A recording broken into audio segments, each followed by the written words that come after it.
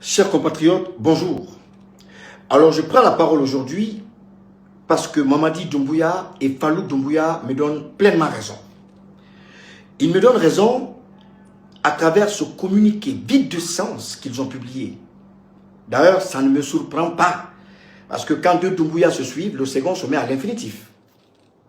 Le premier est un sous-préfet d'Emmanuel Macron et le second est un pourvoyeur de mensonges à la tête d'une institution juridique.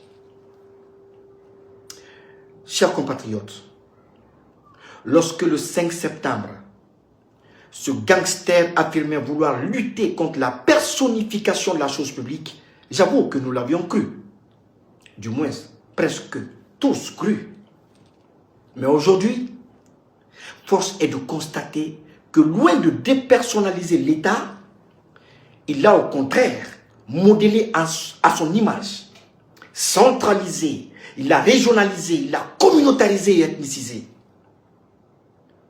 Quand un président manque de compétences, il confie toujours les hautes sphères de l'État à des bénis oui-oui, c'est-à-dire à des proches directs ou indirects. Depuis le 16 novembre 2025, mes enfants ont été enlevés à mon domicile à 4 h du matin par les hommes de Mamadi Doumbouya, de Bala Samoura et de Djiba Diakité.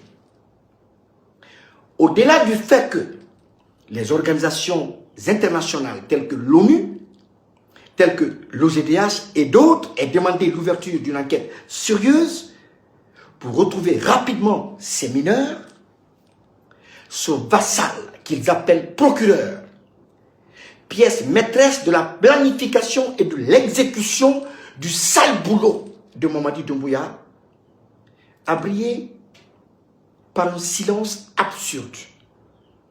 Comme pour dire, l'institution que j'incarne n'est pas au service du peuple, ni des mineurs disparus, ni des citoyens guinéens.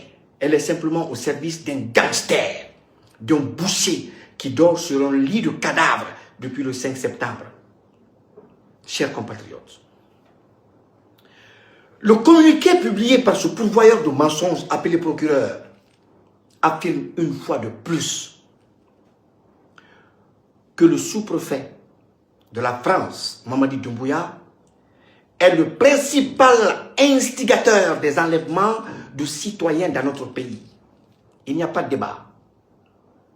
Je reprends. Ce communiqué émanant d'un vassal au crâne rasé, comme s'il souffrait de calvitie chronique, démontre encore une fois que le pouvoir en place est impliqué dans tous les enlèvements de citoyens, surtout de mineurs dans notre pays. C'est ça la vérité, chers compatriotes. Cet énergumène, ce personnage de second rang, prouve qu'aux yeux de ceux qui détiennent le pouvoir dans notre pays, la vie et la sécurité des citoyens ne sont pas leur priorité. Ce qui importe, c'est la préservation de l'image de ce gangster de la Hollande. Celui-là même qui prétendait vouloir lutter contre la corruption, s'opposer à la dérive constitutionnelle, notamment au 3e mandat du président Alpha Condé. Et surtout, résoudre la crise sociopolitique dans notre pays.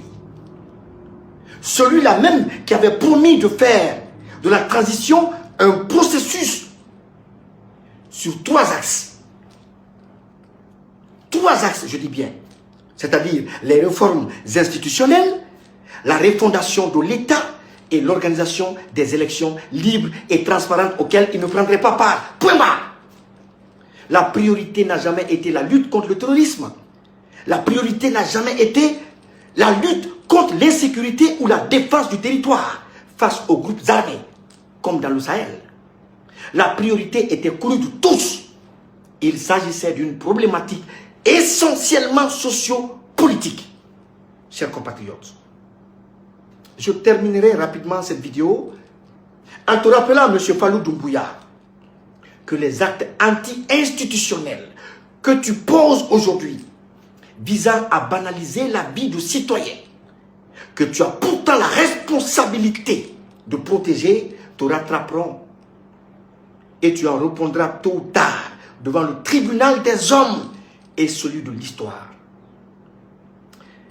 Tu sais, l'histoire juge toujours ceux qui détournent l'institution de sa mission fondamentale. Et elle le fait sans indulgence. Ça, je peux te le garantir. Vous avez déclaré une guerre qui va vous avaler tous, y compris votre progéniture.